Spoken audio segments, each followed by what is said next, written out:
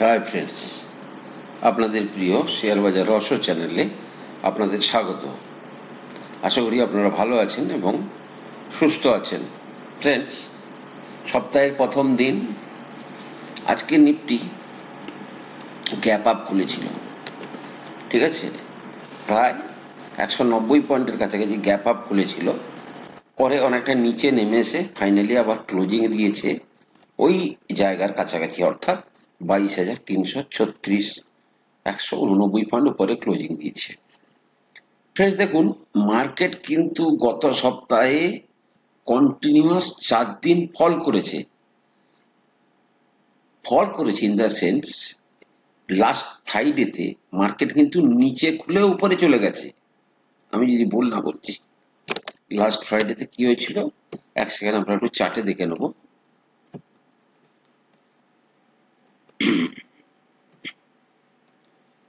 Last Friday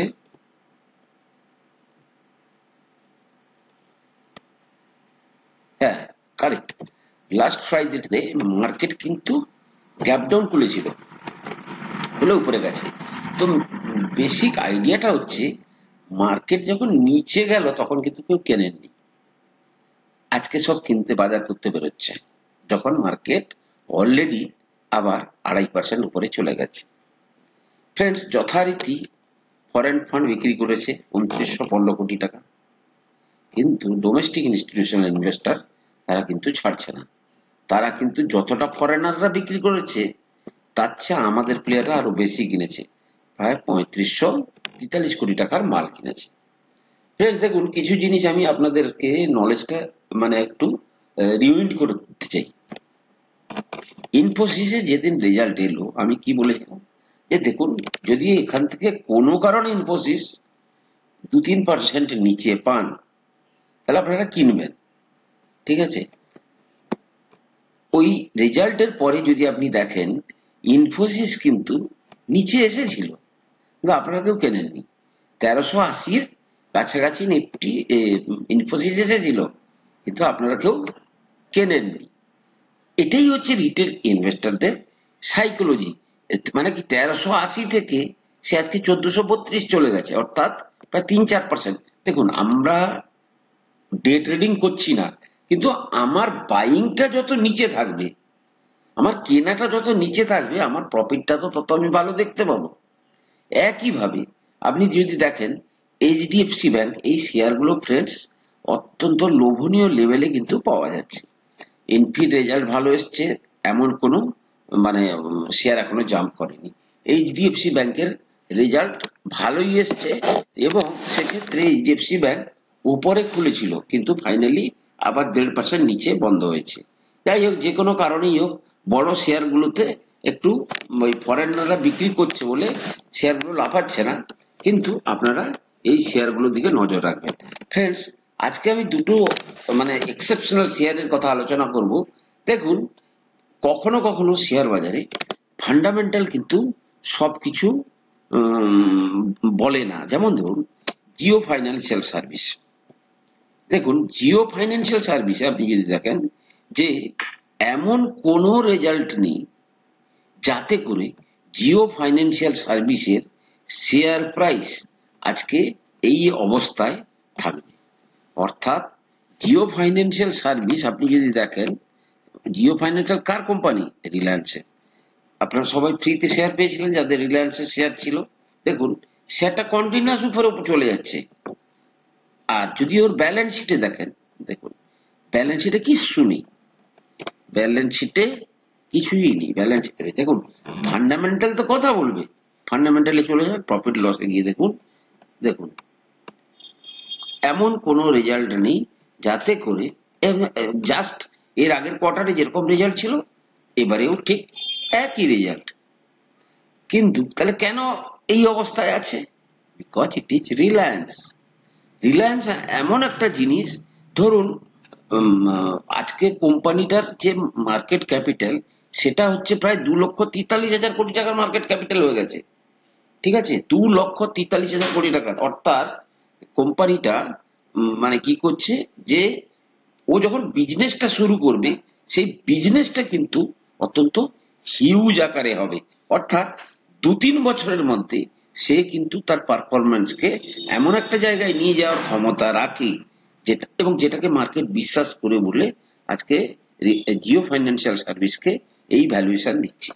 একইভাবে এই Jio financial সার্ভিসের কথাটা বলার পেছনে আমার একটাই কারণ, আমি আজকে আর একটা শেয়ারের কথা গল্প শোনাবো, যেটা আমি আপনাদেরকে বলেছি কিন্তু যদি আপনারা ভুলে যান তাই আবার রিমাইন্ড করাচ্ছি।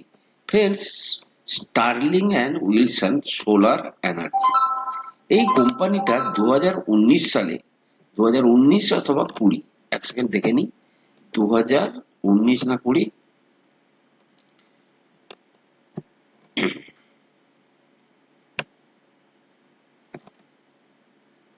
ইয়েস 2019 সালে, ঠিক আছে।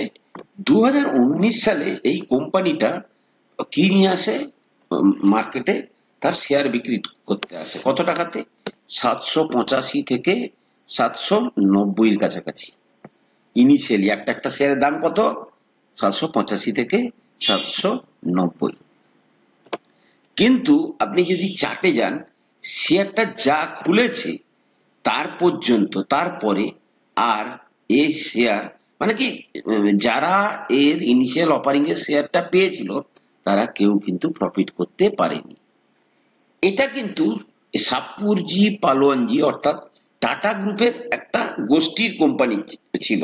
সাইরাস মিস্ত্রি, যিনি এককালে টাটা চেয়ারম্যানও ছিলেন, বিভিন্ন কারণে এই কোম্পানির ফান্ডামেন্টাল নিয়ে দীর্ঘদিন সমস্যা চলে এবং এদের যে বিজনেস, এদের বিজনেস কিন্তু সারা বিশ্ব জুড়ে, বিজনেস যেভাবে বিশ্বজুড়ে সেই অনুযায়ী কিন্তু এদের যে মানে ক্যাপাসিটি, অর্থনৈতিক ক্যাপাসিটি ম্যানেজমেন্টের, সেই জায়গায় তারা একটু উইক পয়েন্টে পড়ে যায়, যার ফলে শেয়ারটা কিন্তু মাথা তুলে দাঁড়াতে পারে।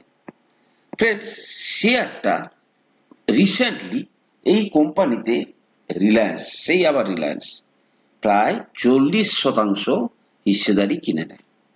কে কেনে? রিলায়েন্সের renewable energy group, Reliance new energy, তারা কি করে এইচডব্লিউ সোলারে প্রায় 40% হিস্সেদারি কেনে। এবং after such a long gap, 4-5 বছর পরে কালকে কোম্পানির রেজাল্ট এসছে অ্যান্ড কোম্পানি পজিটিভ রেজাল্ট দিয়েছে। এবারে দেখুন ফ্রেন্ডস, এই কোম্পানিকে কিন্তু আপনারা আন্ডার এস্টিমেট করবেন না। এই কোম্পানি যেদিন দৌড়তে শুরু করবে, এ কিন্তু ধোঁয়াদার ব্যাটিং করবে। আগামী 10 বছরে এ যদি 10 গুণ হয়, আপনি অবাক হবেন না। আজকের দিনে আপনি মনে রাখবেন যে আজকে 2024-এ আমি বলছি, 2034-এ গিয়ে যদি 6,000 টাকার কোম্পানি হয়ে যায়, আপনি অবাক হবেন না। সুতরাং এই কোম্পানির কালকে রেজাল্ট এসছে এবং রেজাল্টে যেই কোম্পানির পজিটিভ পারফরমেন্স আসা শুরু হয়ে গেছে, তাই কিন্তু মার্কেট কিন্তু আজকে হিউজ ভলিউমে কিন্তু এই শেয়ারটাকে কিনেছে। মানে মার্কেটের বড় প্লেয়াররা কিন্তু মার্কেট তোলার চেষ্টা করছে। যাদের কাছে এই শেয়ারটা আছে আপনারা কিন্তু বিক্রি করবেন না, পারলে মাঝে মাঝে একটা যদি নিচে আসে, আজকেও সুযোগ দিয়েছিল, আজকেও বোকা বানানোর চেষ্টা করেছিল, নিচের দিকে এসেছিল একবার, প্রায় কিছুটা নিচে এসেছিল, গেলে দেখা যাবে ওয়ান ডে চার্টে, আজকেও নিচে এসেছিল প্রায় 541 পর্যন্ত। যাই হোক, ফাইনালি ক্লোজিং দিয়েছে 618 কাছাকাছি।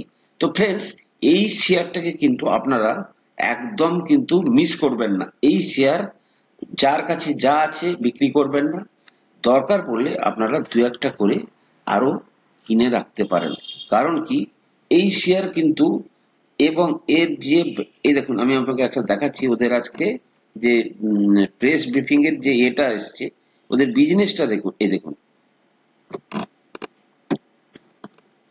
দেখতে পাচ্ছেন কিনা জানি না, এই যে সারা বিশ্ব জুড়ে এই ম্যাপটাতে দেখাচ্ছে, দেখুন অফিস আছে 28টা কান্ট্রিতে, প্রজেক্ট চলছে 20টা কান্ট্রিতে।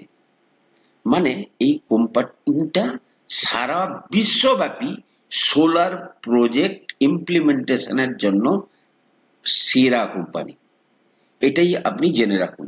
এবং ভবিষ্যতে এর মানে যে পারফরম্যান্স ভালো হতে বাধ্য। এবং রিলায়েন্স বহু প্রজেক্ট পাচ্ছে, তাহলে রিলায়েন্সের প্রজেক্ট এক্সিকিউট করবে কে? এই এসডব্লিউ সোলার।